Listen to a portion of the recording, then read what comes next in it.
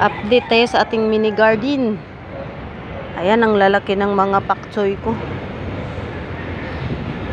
Spinach, sobrang taba.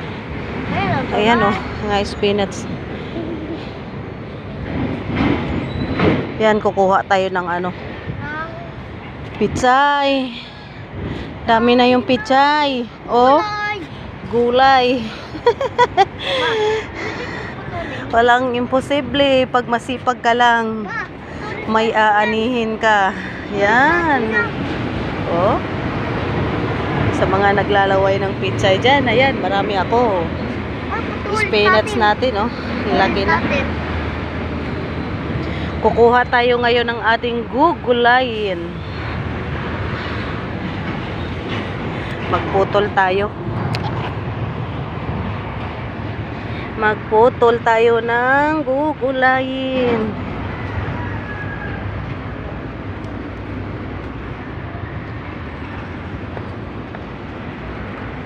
Ayan. Para lalaki yung sa katabi niya. Tultap mo yan.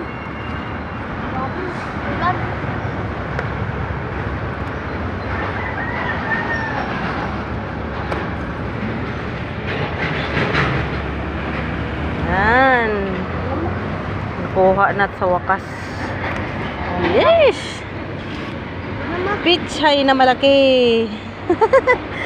Pichay, ayan. Tagakuha ng ano, hinaharvest ko. Ayan. Nagasunod yan, oh. Tagabitbit ng planggana. Dito tayo, Bik. Yan. Bawasan natin yung dito kasi nagusbungan na rin. Nagsilakihan. Yes. Yan, oh. Oh. Uy! Ang laki. Ayan, laki. Mamili tayo ng malaki. Mili tayo ng malaki. Ayan, ito. Kasi malapad ng dahon. Angas. Oh. Ganda ka. Oh. Ang laki talaga niya. Malaki siya. Ang laki ko, no? Ang dami-dami ng gulay. Sarap puputulin.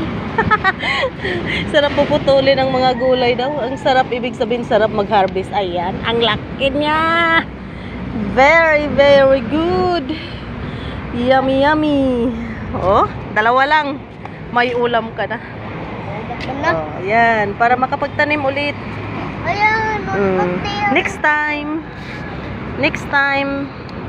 May sahog na sa tinola.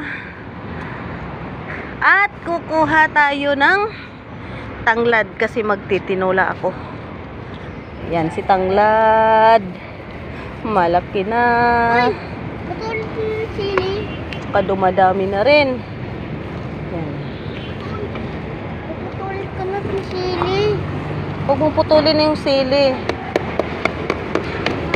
Wait. Wala pa na eh. Nahirapan akong kumuha. Bakit ko na? Kailangan kasing bunutin para magsipol. Ma! Magdami. Ano sili? Huwag mong tanggalin kasi baby pa yan. Naramdam na yung sili. Yan. Tanglad tayo.